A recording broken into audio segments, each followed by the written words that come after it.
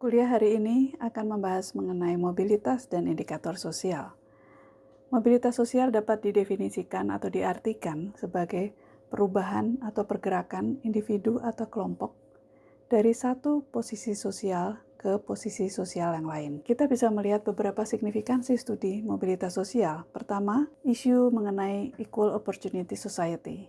Mobilitas sosial mengindikasikan apakah sebuah masyarakat memiliki struktur dan sistem sosial yang menerapkan kesamaan atau kesetaraan kesempatan. Jika kita melihat kondisi di Indonesia, masih terdapat kelompok-kelompok dalam masyarakat yang menghadapi kondisi ketidaksetaraan dalam memperoleh hak-hak sosial mereka. Misalnya, kelompok minoritas, kelompok adat, atau suku terasing, petani, buruh, dan sebagainya. Signifikansi kedua adalah kita bisa melihat isu atau tingkat keterbukaan masyarakat.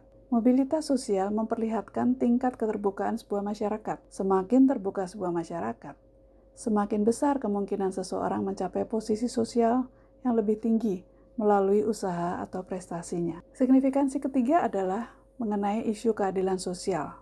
Hal ini terkait dengan keadilan sosial yang diperoleh oleh kelompok-kelompok dalam masyarakat, khususnya kelompok yang terpinggirkan atau marginal. Keadilan sosial terkait erat dengan kesamaan atau kesetaraan kesempatan di antara kelompok-kelompok dalam masyarakat, dan hal ini merupakan cita-cita bangsa Indonesia yang tercantum dalam Dasar Negara Indonesia. Keadilan sosial dalam hal ini dapat diartikan sebagai keadilan vertikal, yaitu antara kelas atas, tengah, dan bawah, keadilan horizontal antara suku, agama, ras, antar golongan, serta keadilan regional antara pusat daerah, desa kota, dan sebagainya. Persepsi mengenai keadilan yang berbeda-beda dapat menjadikan sumber konflik dalam masyarakat. Lalu kita beralih kepada pemikiran mengenai penyebab mobilitas sosial dari Lipset dan Zetterberg.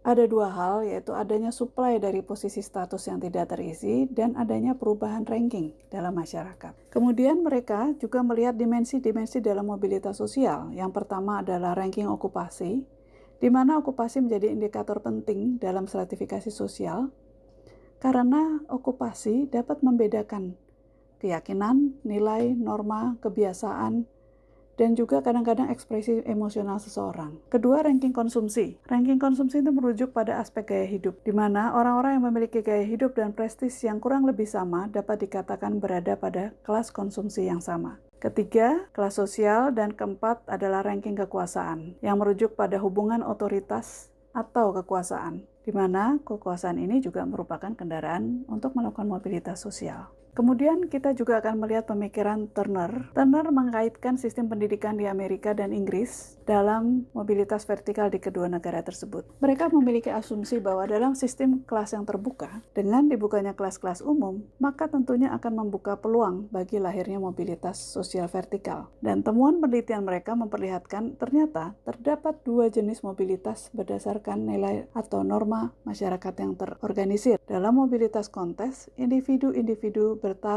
mempertarungkan kemampuan mereka, strategi, determinasi mereka dalam persaingan yang bersifat adil. Dalam mobilitas sponsor, penentuan kelompok elit itu dipilih dan status elit diberikan kepada seseorang atau kelompok berdasarkan pada kualifikasi tertentu. Kemudian, bagaimana dengan pemikiran Sorokin? Sorokin melihat bahwa definisi mobilitas sosial itu diartikan sebagai perpindahan orang dalam ruang sosial yang bersifat kolektif dan tidak melihatnya sebagai fenomena individual. Jadi, Sorokin melihat adanya peran struktur dan kelompok dan bukan pada kompetensi individu atau biografi. Lalu, mobilitas sosial dapat berupa mobilitas vertikal dan horizontal. Mobilitas vertikal itu adalah perpindahan orang dari satu strata ke strata lain yang dapat berupa vertikal ke atas dan ke bawah. Sedangkan mobilitas horizontal adalah perpindahan dari satu posisi ke posisi lain dalam tingkat yang sama atau strata yang sama. Kalau kita melihat saluran mobilitas, cukup beragam saluran yang bisa dilalui atau digunakan seseorang. Bisa melalui pendidikan, melalui organisasi politik, organisasi keagamaan, dan sebagainya. kita bisa melihat ada dua tipe mobilitas sosial, yaitu mobilitas sosial antar generasi yang menguji hubungan antara status sosial satu generasi ke generasi lain, seperti generasi orang tua ke generasi anak. Dan yang kedua adalah tipe mobilitas intragenerasi yang mengkaji hubungan antara kelas sosial dari pekerjaan pertama seseorang dengan pekerjaan mereka saat ini. Jadi dalam hal ini kita melihat atau mengkaji mengenai jalur karir seseorang. Lalu bagaimana kita melakukan analisis mobilitas sosial? Hal pertama yang perlu kita ketahui adalah adanya class origin dan class destination. Class origin itu merupakan atau merujuk pada kelas sosial orang tua ketika responden menginjak usia dewasa. Kelas sosial orang tua ini merupakan kelas di mana responden berasal. Sedangkan class destination itu adalah dipahami sebagai kelas sosial responden pada saat penelitian dilakukan. Nah, sangat perlu melakukan identifikasi dan penentuan kedua kelas tersebut karena kita perlu melihat ada atau tidaknya perubahan kelas sosial dari orang tua kepada responden. Nah, untuk melihat analisis, kita bisa menganalisis mobilitas sosial secara absolut maupun relatif. Mobilitas absolut itu dipahami sebagai pergerakan antara kelas asal dan kelas tujuan. Sedangkan mobilitas relatif atau yang sering dikatakan sebagai kecairan sosial merupakan hubungan antara kelas origin dan current class, khususnya didasarkan pada perbandingan antara dua orang dari kelas yang berbeda terhadap kesempatan mereka berada pada satu kelas destination tertentu.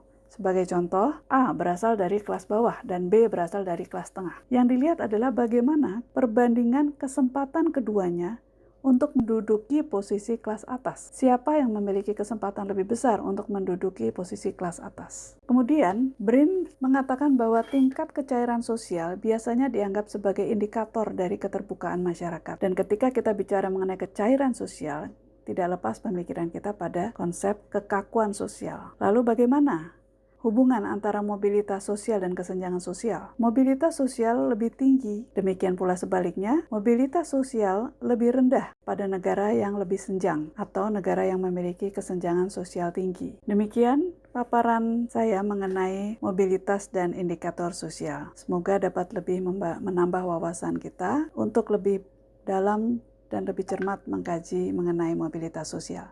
Terima kasih.